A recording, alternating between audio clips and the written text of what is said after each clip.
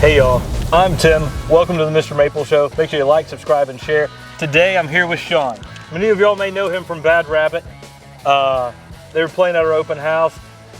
Sean is actually the guitar intro right there at the beginning of our podcast. And you may not know this, but Sean is the one that's been editing the podcast, putting everything together so that y'all can get that podcast out. You know, that podcast took a long time to get going. Sean's the guy who's really been instrumental in getting the whole room set up and going through and actually editing each and every podcast. So you definitely give a shout out to Sean because he's been rocking that out. We're so excited about everything the podcast has been doing, and it takes a lot of fine tuning work. It does a lot of fine editing. So with all the audio is what takes the longest amount of time. It does. So today we've got Sean's top 5 maples of the week. Now these are maybe your top 5 maples overall. They are my top 5 maples overall. But we're going to hit him up for this because Sean loves Japanese maples. Many of these you've taken home. I've taken all of these home. I've got all of these at the house. So they really are your top 5 then. So when you're going down, where would you start out your number 5? My number 5 is going to be First Ghost. The reason I like First Ghost is it's that variegation. That variegation stands out. It pops. And you see, it's almost like you can see it from a mile away. If it's with other colors, you see that variegation just pop. And it always caught my eye.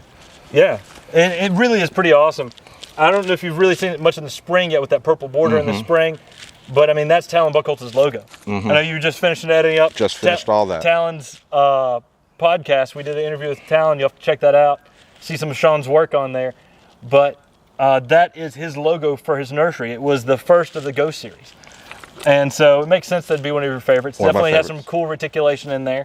What's your number 2? My number 2, or going backwards, we've got Bronze Age. So this would be your number 4. Would be my number 4. Number 4. And what do you like about Bronze Age? So Bronze Age, to be honest with you, the first time I saw Bronze Age, it really didn't pop out to me. It really didn't do anything to me. It was just, and especially seeing it during the summer, it was just another kind of green colored maple. Yeah. It really didn't pop.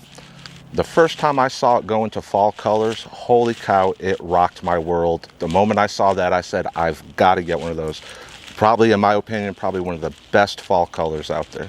It really is. It really is. And it does have a really good bronze spring color, which gets the name Bronze Age. But being a hybrid Shirasawa, it really gives you some amazing fall colors. And you get lots of those yellows. And then right now, you're even starting to get some of those oranges starting to come in on the tipping and really just go all across the plant. Absolutely beautiful. And so that sort of two-tone, it just grabs your attention. I remember you were down walking through the nursery and you're like, "Are Bronze Age for sale, Tim?" Yeah. Like, all right, take one off the inventory. Take it off. I'm taking one home. Yeah, because the fall color is just outstanding on Bronze Age. Absolutely. For me, it's one of the best fall color Shirasawa, one of the best fall color Japanese maples. Makes a great companion plant to something like Osakazuki. It just goes to that fire engine red. Then you've got this that gets some yellows with hints of orange. Pretty spectacular. Absolutely. So what's your number 3? Number 3, Esk Sunset. S Sunset. So a sycamore maple, a Acer pseudoplatanus. What do you like about? Again, it's like the First Ghost, but that variegation, it pops. I could tell you the first time I brought an Esk Sunset home, especially the time of year when you get those whites in it. Yeah. When I brought that home, my wife said, that is now my favorite tree, because it does. it likes to show off. I like how the leaves get big, and it's a showman. It likes to entertain. It is. The spring color is electric when it gets some pinks and fades to that creamy white with the greens. And then the cool thing I love about this is the backside of the leaf. Oh, yeah. This thing gets to like a pink purple. So when this plant gets taller, you've still got a young one, but when this tree gets taller out in the landscape and you're looking up into it and you're seeing that blowing around the wind between the variegation and the purple, it's beautiful. It puts on a real big show. So counting down, this would be your number 2. Number 2, Peve Starfish. Peve Starfish. Peve Starfish, when those leaves start to curl, they look like starfish, and it's just a magical tree because it holds the color. I like how it holds its color for as long as it does. Yeah. But that leaf structure, how it just curls, is just, to me, magnificent, and because it really does. Especially these, that leader can grow and you can get a good size on it. And when you have that and all those leaves do that curl, it's just really fun to look at. It is. The texture that it provides out in the landscape just gives it a bubbly but yet sharp appearance. And so it's real pleasing to be like, man, that is pretty awesome. And then when you hear the name Starfish, it all just comes together. It all makes sense. It all makes sense. But this one's just starting to go some fall color, and this one really can give you some nice light pink reds in the fall.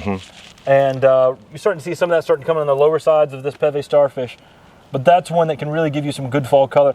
I like it because it's a good mid-sized upright. I mean, so it's, while it has a unique texture and everything else, it's not an upright red Japanese maple that's going to be growing super speed. We're talking an 8-footer in 10 years. Right. And so it's good for containers. It's good for smaller places that you can't have something that gets as tall as something like a bloodgood. But then that texture just grabs your attention. Absolutely. So Sean, what's your number one? My number one is Shishi Shigeru. I love Shishigashira. I mean, that's one of my favorites as well. It's the very first one that caught my eye. And I said, I've got to take one home. Numerous reasons I really like Shishi. The leaf structure calls out, and the way it's the leaves are all compacted, really fills out the tree. In my opinion, fall colors, I think it's right up there with the Bronze Age. When it goes to that yellow, gets those reds. Starts with that yellow on the outside of the leaf, and it almost starts to look like it's variegated with yellow as it changes.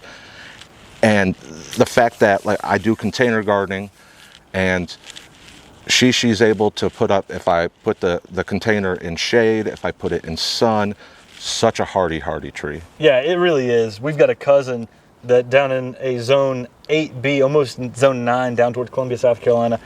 We're talking clay, she didn't take care of it much, and the Shishigashira just thrived and did well in full sun in extremely hot climate and performed fantastically. Looked like a beautiful tree. I mean, so it's amazing that it can handle such, extremes, but yet this is a tree from the 1700s. So this is one of the very first Japanese maples ever listed on Japanese literature.